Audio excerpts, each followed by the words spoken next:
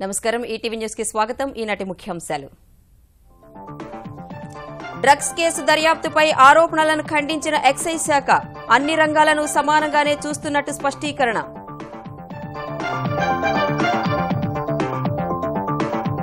మాదక ద్రవ్యాల కేసులో సినీ నటి కాజల్ మేనేజర్ రోనీ అరెస్ట్ విచారణలో వెసులుబాట్ల కోసం హైకోర్టుకు వెళ్లిన చార్మి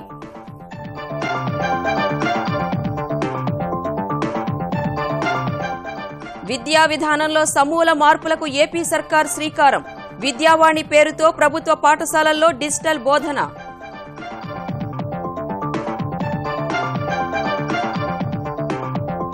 ఏపీకి మరో 2,25,000 ఇళ్లు మంజూరు చేసిన కేంద్రం మంత్రి హోదాలో చివరి రోజు దస్త్రంపై సంతకం చేసిన వెంకయ్య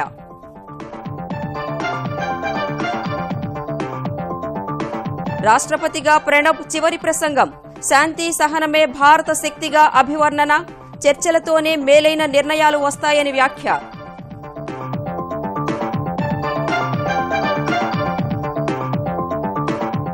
గోరక్ష పేరుతో జరుగుతున్న దాడులపై దద్దరిల్లిన లోక్సభ కార్యకలాపాలు అడ్డుకున్న 6 కాంగ్రెస్ ఎంపీల సస్పెన్షన్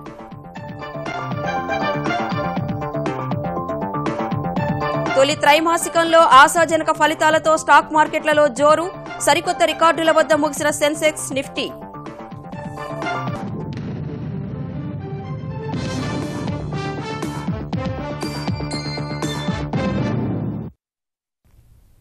చట్ట ప్రకారం పూర్తి పారదర్శకంగా మాదక ద్రవ్యాల కేసును దర్యాప్తు చేస్తున్నామని తెలంగాణ ఎక్సైజ్ శాఖ స్పష్టం చేసింది. కేవలం సినీ పరిశ్రమనే లక్ష్యంగా చేసుకున్నట్లు వస్తున్న ఆరోపణలను ఖండించిన అధికారులు చిత్రరంగానికి చెందిన వారితో కలిపి మొత్తం 27 మందిని ప్రశ్నించినట్లు ప్రకటించారు. డ్రగ్స్ తీసుకున్న విద్యార్థుల భవిష్యత్తును దృష్టిలో పెట్టుకుని వారి వివరాలను వెల్లడించబోవడం లేదని తేల్చి చెప్పారు.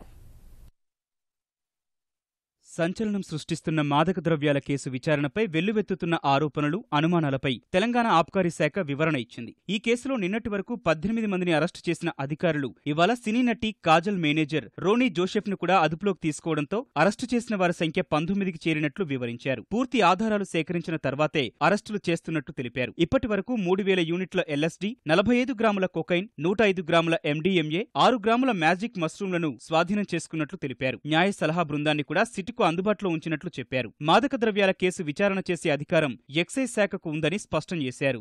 ఎక్సైజ్ అధికారులకి narcotic and drug substances act section 41, 42, 53 కింద పూర్తి అధికారులు స్వేచ్ఛ జియో ద్వారా గవర్నమెంట్ ఎంపవర్ చేయడం జరిగింది. కాబట్టి ఎక్సైజ్ డిపార్ట్మెంట్ చేసే ఇన్వెస్టిగేషన్ అది నిలవదు, నిబద్ధత లేదు, చట్టపరంగా దానికి ఆధారాలు ఏమీ లేవు, శాంక్షన్స్ లేదని చెప్పటం అవాస్తవం. మాదక ద్రవ్యాలు వాడినా, అమ్మినా, కొనుగోలు చేసినా, ఇతరులను ప్రోత్సహించినా చట్ట ప్రకారం నేరమన్న అధికారులు బార్లు, పబ్లు, బార్ అండ్ రెస్టారెంట్లు, వివిధ హోటళ్ల యాజమాన్యాలకు నియమ నిబంధనలు తెలియచేశామన్నారు. బలవంతంగా నమూనాలు సేకరిస్తున్నట్లు వస్తున్న ఆరోపణల్లో వాస్తవం లేదన్నారు. ఇప్పటి వరకు 7 కేసెస్ నమోదైనాయి. 19 పర్సన్స్ కి అరెస్ట్ చేయడం జరిగింది. 27 పర్సన్స్ కి క్వశ్చన్ చేయడం జరిగింది. ఎంటర్టైన్మెంట్ ఇండస్ట్రీ సంబంధించిన వాళ్ళు 5 మందికి క్వశ్చన్ చేయడం జరిగింది. చాలా వరకు ఈ మాట బయట వస్తుంది, మీరు ఒక్క రకాలుగా చూస్తున్నారు, అదే కరెక్ట్ కాదు. అందరికీ సమానం ట్రీట్మెంటే నడుస్తుంది. వాళ్ళకి ఒక మంచి రూమ్ లో కూర్చోపెట్టి స్టార్టింగ్ పాయింట్ నుంచి ఎండ్ పాయింట్ వరకు వీడియోగ్రఫీ జరుగుతోంది. నిన్నటి వరకు 2 మనిషికి శాంపిల్స్ తీసుకోవడం జరిగింది. వీడియో రికార్డింగ్ చేసి రిటర్న్ కన్సెంట్ అయిన తర్వాతనే బాడీ ఫ్లూయిడ్స్ చట్టపరంగా తీసుకోవడం జరిగినాయి. ఎవరు రిఫ్యూజ్ చేస్తే మనం కేస్ డైరీలో రాస్తాము కి వాళ్ళు కన్సెంట్ ఇవ్వలే. ఆ తర్వాత what ever the court has to decide వాళ్ళు డిసైడ్ చేయవచ్చు, కానీ మనమే క్లియర్ గా రాస్తాము ఈ స్కూల్ పిల్లల పేరు బయట రాలే, పంప్ ఇవ్వము, వాళ్ళు మైనర్స్ ఉన్నారు, వాళ్ళ పేరు ఇస్తే వాళ్ళ జీవనం ఖరాబ్ అయిపోతుంది, ఎందుకు ఇవ్వాలి ఆ పేరు. హైదరాబాద్లో డ్రగ్స్ కేసు నేపథ్యంలో ద్వితీయ శ్రేణి నగరాల్లో అప్రమత్తంగా ఉండాలని చంద్రవదన్, అకున్ సబర్వాల్ అన్ని జిల్లాల ఎక్సైజ్ శాఖ అధికారులకు దూరదృశ్య సమీక్షలో సూచించారు.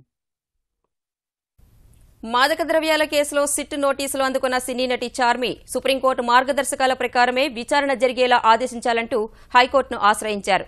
సిట్ అధికారులు బలవంతంగా తప్పుడు వాంగ్మూలం నమోదు చేసే అవకాశం ఉందని పిటిషన్లో చార్మి పేర్కొన్నారు. తన ఇష్టం లేకుండా రక్తం, వెంట్రుకలు, గోళ్లు సేకరించే ప్రమాదం ఉందన్నారు. విచారణలో తనతో పాటు న్యాయవాదిని అనుమతించాలని కోరారు. విచారణ బృందంలో మహిళ ఉండేలా ఆదేశాలు జారీ చేయాలని కోరారు. చార్మి పిటిషన్పై హైకోర్టు రేపు విచారణ చేపట్టనుంది. డ్రగ్స్ కేసులో నోటీసులు ఇచ్చిన మహిళలిద్దరికీ వారు ఎక్కడ కోరుకుంటే అక్కడే విచారణ చేస్తామని చెప్పినట్లు ఎక్సైజ్ శాఖ తెలిపింది. విచారణ విషయంలో పూర్తిగా సుప్రీంకోర్టు మార్గదర్శకాలను అనుసరిస్తున్నట్లు వివరించింది. కోర్టుని ఆశ్రయించిన విషయం కూడా మాకు తెలిసింది. ఇంకా అధికారంగా మాకు పత్రాలు రాలేదు. రాకపోయినా కూడా అందులో అంశాలను మేము పరిగణలో తీసుకున్నాము. టోటల్ 27 కేసెస్లో ప్రతి ఒక్కొక్క క్వశ్చనింగ్ టీంలో మనమే ఒక లేడీ ఆఫీసర్ పెడుతున్నాము. మన డిపార్ట్మెంట్లో ఉన్న లేడీ ఆఫీసర్స్ చాలా ఎఫిషియెంట్గా ఉన్నారు, ఇంటెలిజెంట్గా ఉన్నారు. వాళ్ళకి ఆల్రెడీ టీమ్స్లో పెట్టడం జరిగింది. అటు మత్తు మందుల కేసులో నటుడు నవదీప్ను సిట్ బృందం సుదీర్ఘంగా విచారిస్తోంది. ఈ ఉదయం 10:30 గంటలకు మొదలైన విచారణ ఇంకా కొనసాగుతూనే ఉంది. ఈ విచారణలో కెల్విన్తో ఉన్న సంబంధాలు, జీషన్ అలీ ముఠాతో సంబంధాలు సహా ఇతర అంశాలపై సిట్ అధికారులు నవదీప్ నుంచి వివరాలు సేకరించే పనిలో ఉన్నట్లు తెలుస్తోంది. రేపు చిన్నా అలియాస్ ధర్మారావును విచారించనున్నట్లు సిట్ ఓ ప్రకటనలో తెలిపింది. మాదక ద్రవ్యాలు సరఫరా చేస్తున్న మరో ముఠాను భాగ్యనగర పోలీసులు అరెస్టు చేశారు. హైదరాబాద్లోని జవహర్ నగర్లోని కాస్మాస్ ప్లాట్పై ఎస్ఓటీ పోలీసులు దాడి చేసి మాదక ద్రవ్యాలు విక్రయించడం సహా వ్యభిచారం కూడా నిర్వహిస్తున్న 5 నైజీరియన్లు, విజయవాడకు చెందిన ఓ యువతిని అదుపులోకి తీసుకున్నారు. వారి నుంచి 20 గ్రాముల కొకైన్, 12 గ్రాముల బ్రౌన్ షుగర్, 14 గ్రాముల యాంపిటమైన్, 300 గ్రాముల గంజాయి, ఇతర మత్తు పదార్థాలు, 2 లక్షల నగదు, 3 ల్యాప్టాప్లు, 9 మొబైల్ ఫోన్లు స్వాధీనం చేసుకున్నట్లు రాచకొండ పోలీస్ కమిషనర్ మహేష్ భగవత్ తెలిపారు. నిందితుల్లో కొందరికి వీసా గడువు ముగిసినట్లు ఆయన చెప్పారు. అటు వరంగల్ జిల్లా హన్మకొండలోనూ ముఠాగా ఏర్పడి విశాఖ నుంచి గంజాయి తెచ్చి ఇతర రాష్ట్రాలకు సరఫరా చేస్తోన్న 7 మహిళల్ని పోలీసులు అరెస్టు చేశారు. ఆంధ్రప్రదేశ్ అద్దంకి పట్టణంలో గుంజి యలమందయ్య ఇంటిపై దాడి చేసి 130 కిలోల గంజాయిని పోలీసులు పట్టుకున్నారు. యలమందయ్య కూడా విశాఖ నుంచి గంజాయి తెప్పించి మహారాష్ట్రకు సరఫరా చేస్తున్నట్లు పోలీసులు గుర్తించారు. గోరక్ష పేరిట హింసపై లోక్సభలో రేగిన దుమారం 6 విపక్ష సభ్యుల సస్పెన్షన్కు దారితీసింది. గో సంరక్షణ ముసుగులో దాడులు జరగడంపై తక్షణమే చర్చ చేపట్టాలని ఆందోళనకు దిగిన 6 కాంగ్రెస్ సభ్యుల్ని స్పీకర్ సుమిత్రా మహాజన్ 5 రోజులు సస్పెండ్ చేశారు. ఈ నిర్ణయాన్ని వ్యతిరేకిస్తూ కాంగ్రెస్ ఎంపీలు నిరసన చేపట్టగా లోక్సభ రేపటికి వాయిదా పడింది.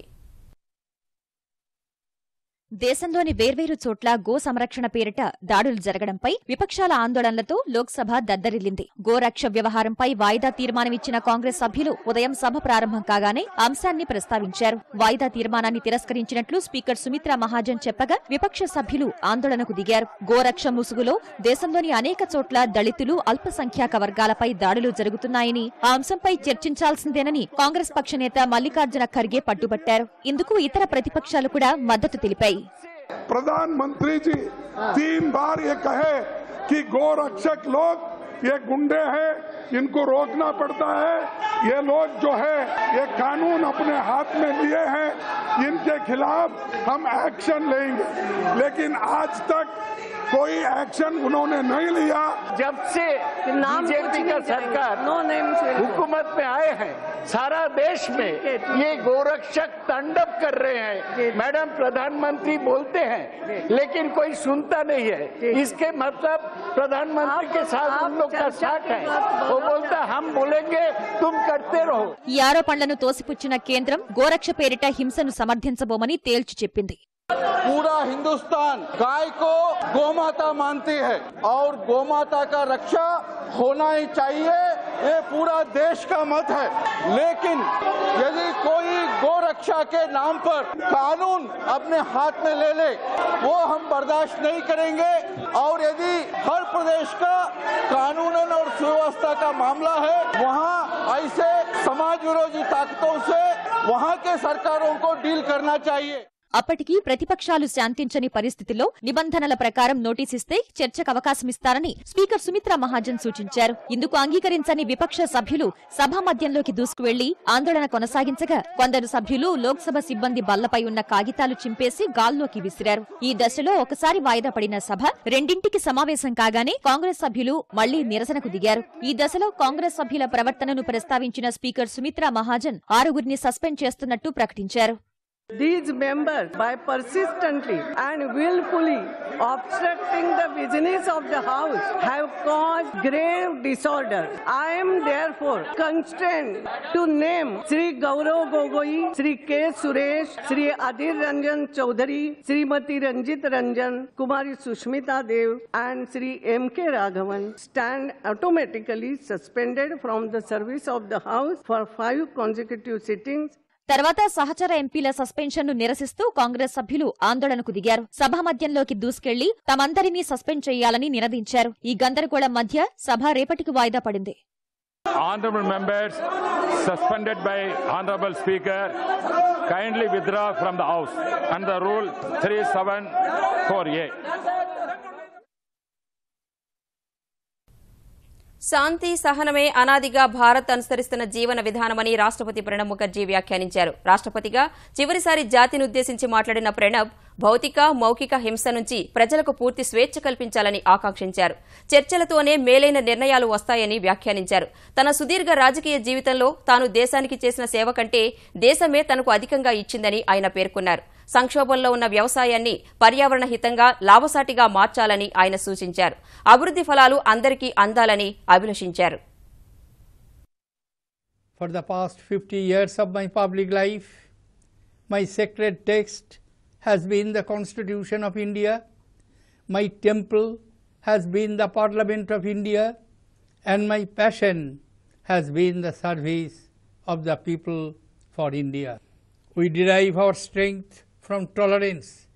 It has been part of our collective consciousness for centuries. There are divergent strands in public discourse. We may argue, we may agree, or we may not agree, but we cannot deny the essential prevalence of multiplicity of opinion. Otherwise, a fundamental character of our thought process will wither away. Pranab Mukherjee నేతృత్వంలో రాష్ట్రపతి భవన్ ప్రజాభవన్ గా మారిందని ప్రధాని నరేంద్ర మోదీ ప్రశంసించారు. ఎంపిక చేసిన రాష్ట్రపతి ప్రసంగాల సంపుటి 4వ భాగం పుస్తకాన్ని రాష్ట్రపతి భవన్లో విడుదల చేసిన సందర్భంగా మోదీ ఈ వ్యాఖ్యలు చేశారు. పుస్తకం తొలి ప్రతిని ప్రణబ్కు అందించిన ప్రధాని పాలనా వ్యవహారాల్లో ఆయన ఇచ్చిన సలహాలు ఎంతో ఉపయోగపడ్డాయన్నారు. అద్భుత ప్రతిభావంతులైన ప్రణబ్ ఎంతో సాధారణంగానే ఉంటారని మోదీ కొనియాడారు. 50 ఏళ్ల తన ప్రజా జీవితంలో పార్లమెంటే తన ఆలయమని, ప్రజలకు సేవలు చేయడమే తన విధానంగా అలవర్చుకున్నట్లు ప్రణబ్ వెల్లడించారు. నూతన రాష్ట్రపతిగా ఎన్నికైన రామ్నాథ్ కోవింద్, ఉపరాష్ట్రపతి హమీద్ అన్సారీ ఈ కార్యక్రమంలో పాల్గొన్నారు. गार्डियन के रूप में, एक फादरली फिगर के रूप में राष्ट्रपति की भूमिका क्या होती है, उसको कायदा कानून से, दायरे से कहीं ऊपर प्यार से और इस पूरे राष्ट्र जीवन के परिवार के मुखिया के रूप में जिस प्रकार का उनका मार्गदर्शन रहता था, मुझ जैसे नए व्यक्ति को जिसके पास इस स्तर का कोई अनुभव नहीं था, ये उन्हीं का कारण था कि मुझे चीजें समझने में, निर्णय करने में उनकी बहुत मदद रही. Each day of these 5 years, I was conscious of my responsibility. I learned from my travels across the length and breadth of the country. I learned from my conversation and engagement with the young and bright minds. These interactions kept me focused and inspired. I strove hard. How successful I was in discharging my responsibilities will be judged over the time under the lens of history. ఆంధ్రప్రదేశ్కు గతంలో 1,95,067 ఇళ్లు మంజూరు చేసిన కేంద్రం ఇప్పుడు మరో 2,25,245 ఇళ్లు మంజూరు చేసింది. వీటి నిర్మాణానికి కేంద్ర రాష్ట్ర ప్రభుత్వాలు 14,140 కోట్లు వ్యయం చేయనున్నాయి. ఎన్డీఏ పక్షాలు ఉపరాష్ట్రపతి అభ్యర్థి వెంకయ్యనాయుడు గృహ నిర్మాణ మంత్రిత్వ బాధ్యతల నుంచి తప్పుకునే ముందు గృహాల మంజూరుకి సంబంధించిన దస్త్రంపై ఆఖరి సంతకం చేయగా ఇవాళ జరిగిన సమావేశంలో కేంద్ర గృహ నిర్మాణ శాఖ పరిశీలక కమిటీ ఆమోదముద్ర వేసింది. పోలవరం ప్రాజెక్టు వల్ల 1,00,000 మంది ప్రజలు ప్రభావితమవుతున్నారని ఆ మేరకు సహాయ పునరావాస కార్యక్రమాలు జరుగుతున్నాయని కేంద్ర ప్రభుత్వం రాజ్యసభకు తెలిపింది. పోలవరం సవరించిన అంచనాలు, పునరావాసం, ప్రాజెక్టు పనులను ఏపీకి అప్పగించడంపై కాంగ్రెస్ ఎంపీలు కేవీపీ, దిగ్విజయ్, వైకాపా ఎంపీ విజయసాయిరెడ్డి అడిగిన ప్రశ్నలకు కేంద్ర మంత్రి సంజీవ్ బాల్యన్ ఈ మేరకు సమాధానమిచ్చారు. పోలవరం సవరించిన అంచనాలు ఇంకా తమకు అందలేదని ఆయన తెలిపారు. 2014 में नेशनल प्रोजेक्ट डिक्लेयर किया गया था. जो भी 2014 तक की कॉस्ट होगी उसकी 100% फंडिंग सेंट्रल गवर्नमेंट द्वारा की जाएगी. 2014 के बाद इस प्रोजेक्ट पे करीब 3,364 करोड़ रुपए मंत्रालय द्वारा दिए जा चुके हैं. इसके अलावा भी खर्च है टोटल 5,736. अगले शायद 15-20 दिनों में 1,000 करोड़ रुपए और आंध्र प्रदेश सरकार को रिलीज हम करने जा रहे हैं, जिनमें कुछ को शिफ्ट करीब 3,052 व्यक्ति को वहां से शिफ्ट किया जा चुका है. R&R पैकेज का जो भी प्रदेश सरकार ने किया है, अगर माननीय सदस्य को व्यक्तिगत रूप से चाहिए, एग्जीक्यूशन का काम नीति आयोग के फैसले से प्रदेश सरकार को इसलिए दिया गया कि इफेक्टिव एग्जीक्यूशन इस काम का हो सके, प्रदेश सरकार अपने स्तर पर कर सके. और मैं माननीय सदस्य को बताना चाहूंगा, शायद वो पहला प्रोजेक्ट होगा जिस पर मुख्यमंत्री हर हफ्ते जाकर रिपोर्ट व्यक्तिगत रूप से ले रही हैं. తెలంగాణ ప్రభుత్వం ఎటువంటి టెండర్లు పిలవకుండానే హైదరాబాద్ పోలీసుల కోసం వెంకయ్యనాయుడు కుమారుడికి చెందిన హర్ష టొయోటా నుంచి ఇన్నోవాలు కొనుగోలు చేసిందని కాంగ్రెస్ రాజ్యసభ సభ్యుడు జైరాం రమేష్ ఆరోపించారు. అంతేకాకుండా తెలంగాణ ప్రభుత్వం నుంచి వెంకయ్య నేతృత్వంలోని ట్రస్టుకు కొన్ని మినహాయింపులు కూడా పొందారని జైరాం విమర్శించారు. ఈ వ్యాఖ్యలపై స్పందించిన వెంకయ్య అవన్నీ నిరాధార ఆరోపణలుగా కొట్టిపారేశారు. स्वर्ण भारत ट्रस्ट को जो छूट दिया गया है 2 करोड़ से भी ज्यादा तेलंगाना सरकार द्वारा, क्या ये सच नहीं है? हम जवाब वेंकैया नायडू जी से और बीजेपी से चाहते हैं. 1 करोड़ नहीं, 2 करोड़ नहीं, 270 करोड़ का ऑर्डर बिना खुले टेंडर के 2 डीलरों को दिया. एक डीलर था हिमांशु मोटर्स, जिसके मालिक मुख्यमंत्री के बेटे केटी रामाराव हैं, और दूसरा डीलर हर्षा टोयोटा, जिसके मालिक वरिष्ठ नेता वेंकैया नायडू जी के बेटे हैं. Absurd, all these things have been said earlier and they have been answered, and some people went to court also dismissed it. I feel really sorry that they could stoop down to this level in this election also. Vidyavani పేరుతో digital విద్యా బోధనను ఆంధ్రప్రదేశ్ ప్రభుత్వం విజయవాడలోని 16 ప్రభుత్వ పాఠశాలల్లో అందుబాటులోకి తెచ్చింది. హైదరాబాద్కు చెందిన మెలూహా టెక్నాలజీ సంస్థ సాంకేతిక సహకారంతో ఏర్పాటు చేసిన డిజిటల్ తరగతి గది వర్చువల్ కేంద్రాన్ని ముఖ్యమంత్రి చంద్రబాబు సివిఆర్ పురపాలక పాఠశాలలో ప్రారంభించారు. ఈ సదుపాయాన్ని త్వరలో ఆంధ్రప్రదేశ్లోని 4,000 పాఠశాలలకు విస్తరిస్తామన్నారు.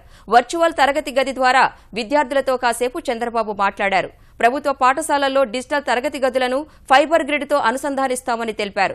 ఫైబర్ గ్రిడ్ సహాయంతో తరగతి గదుల్లో వైఫై సౌకర్యాన్ని కల్పించి విద్యార్థులు తమ ఇళ్లలోని టీవీల్లోనే అవసరమైన పాఠాలు నేర్చుకునే అవకాశం కల్పిస్తామని చంద్రబాబు తెలిపారు.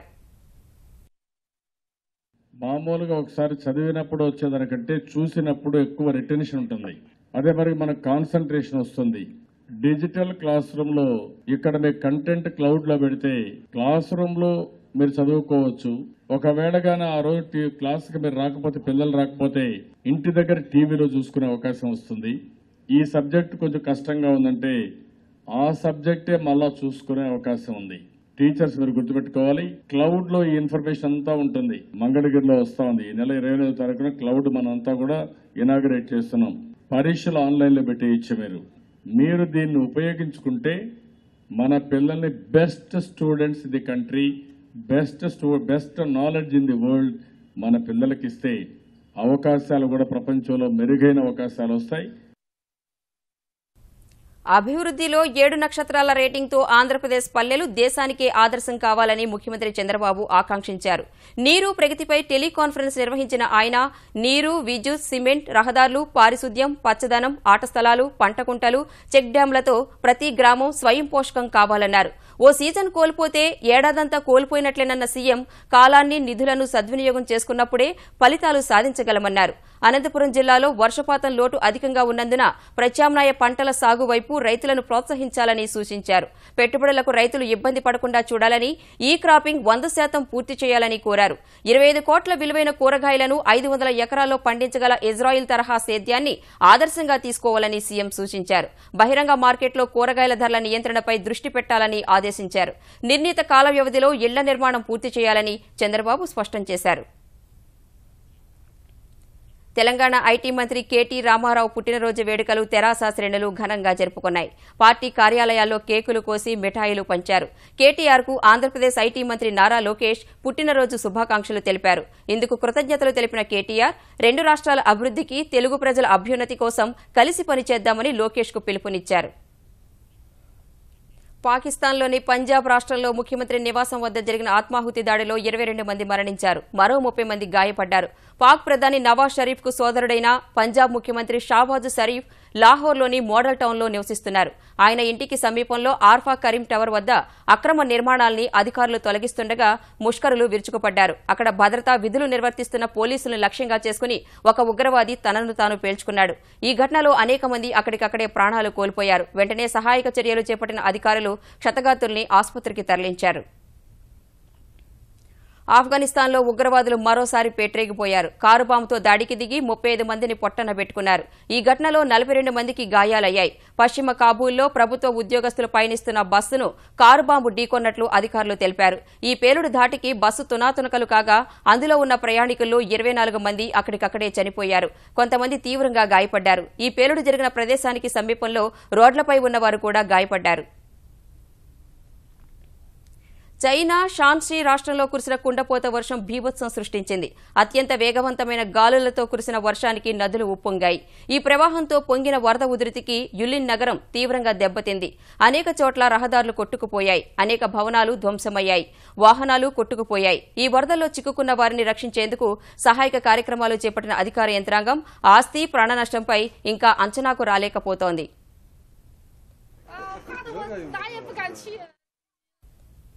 అటు భారీ వర్షాల ధాటికి గుజరాత్లోని పలు ప్రాంతాల్లో వరదలు పోటెత్తి ప్రజలు తీవ్ర ఇబ్బందులు ఎదుర్కొంటున్నారు. దంతివాడలో 34 సెంటీమీటర్లు, పాలన్పూర్లో 25 సెంటీమీటర్ల వర్షపాతం నమోదు కాగా బానాస్కంతా, పటాన్ జిల్లాల్లో నదులు మహోగ్ర రూపం దాల్చగా ఉత్తర గుజరాత్లో ప్రభుత్వం అత్యవసర పరిస్థితిని ప్రకటించింది. సహాయక చర్యల కోసం సైన్యం, వైమానిక దళం, ఎన్డీఆర్ఎఫ్ సిబ్బందిని రంగంలోకి దింపింది. 2200 మందిని సురక్షిత ప్రాంతాలకు తరలించిన సహాయక సిబ్బంది 460 మందిని కాపాడారు. కొన్ని రోజుల నుంచి కురుస్తున్న భారీ వర్షాలకు రాజస్థాన్లో వరదలు బీభత్సం సృష్టిస్తున్నాయి. జాలోర్, పాలి, సిరోహి జిల్లాల్లో భారీ వర్షాల ధాటికి నదులు ఉప్పొంగి లోతట్టు ప్రాంతాలు నీట మునిగాయి. జాలోర్ జిల్లాలో చిన్న చిన్న ఆనకట్టలు దెబ్బతినగా మౌంట్ అబు, సాంచోర్ పరిసర ప్రాంతాల్లో ప్రజలు వరదల్లో చిక్కుకున్నారు. జాలోర్, పాలి జిల్లాలో వరద ప్రభావిత ప్రాంతాల్లో చిక్కుకున్న వారిని రక్షించేందుకు సహాయక సిబ్బంది తీవ్రంగా శ్రమిస్తున్నారు. ఇప్పటికే అనేక మందిని కాపాడారు.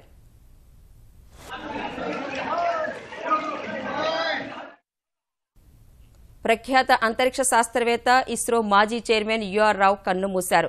భారత తొలి ఉపగ్రహం ఆర్యభట్ట రూపకల్పనలో కీలక పాత్ర పోషించిన 85 ఏళ్ల యుఆర్ రావు ఈ తెల్లవారుజామున 3 గంటలకు తుదిశ్వాస విడిచారు. 1932లో కర్ణాటక అడమారులో జన్మించిన రావు ఇస్రో పరిశోధనలో కీలకంగా వ్యవహరించారు. పిఎస్ఎల్వి, జిఎస్ఎల్వి, ఇన్సాట్ వాహన నౌకల అభివృద్ధిలో తన వంతు కృషి చేశారు. 1984 నుంచి 94 వరకు ఇస్రో చైర్మన్ బాధ్యతలు నిర్వర్తించిన రావు 1976లో పద్మభూషణ్, ఈ ఏడాది పద్మవిభూషణ్ పురస్కారాలు అందుకున్నారు. యుఆర్ రావు మృతిపై ప్రధాని నరేంద్ర మోదీ, కర్ణాటక ముఖ్యమంత్రి సిద్దారామయ్య ప్రగాఢ సంతాపం వ్యక్తం చేశారు. 2017-18 ఆర్థిక సంవత్సరం తొలి త్రైమాసికంలో పలు సంస్థలు అంచనాలకు మించి లాభాలు ప్రకటిస్తున్న వేళ చమురు, సహజవాయువు, ఐటీ, బ్యాంకింగ్, ఎఫ్ఎంసీజీ రంగాలకు చెందిన వాటాలు కొనుగోలు చేసేందుకు మదుపరులు ఆసక్తి చూపగా స్టాక్ మార్కెట్లు ఇవాళ సరికొత్త రికార్డులను తాకాయి. క్రితం సెషన్లో 124 పాయింట్లు పెరిగిన బొంబాయి స్టాక్ ఎక్స్చేంజి సూచీ సెన్సెక్స్ ఇవాళ మరో 217 పాయింట్లు ఎగబాకి నూతన రికార్డు వద్ద ముగిస్తే జాతీయ స్టాక్ ఎక్స్చేంజి సూచీ నిఫ్టీ 10,000 బెంచ్ మార్కు మరింత చేరువైంది. ఈ ఉదయం 32,100 పాయింట్ల వద్ద ప్రారంభమైన సెన్సెక్స్ మొదట్లో కాసేపు హెచ్చుతగ్గుల మధ్య సాగింది.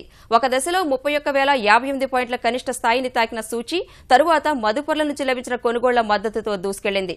ఓ దశలో 32,321 పాయింట్ల గరిష్ట స్థాయిని తాకిన సెన్సెక్స్ చివరకు 32,246 పాయింట్ల కొత్త రికార్డు స్థాయి వద్ద ముగిసింది. జాతీయ స్టాక్ ఎక్స్చేంజి సూచీ నిఫ్టీ 51 పాయింట్లు ఎగబాకి 9,966 పాయింట్ల వద్ద స్థిరపడింది. ఈటీవీ న్యూస్ సమాప్తం. నమస్కారం.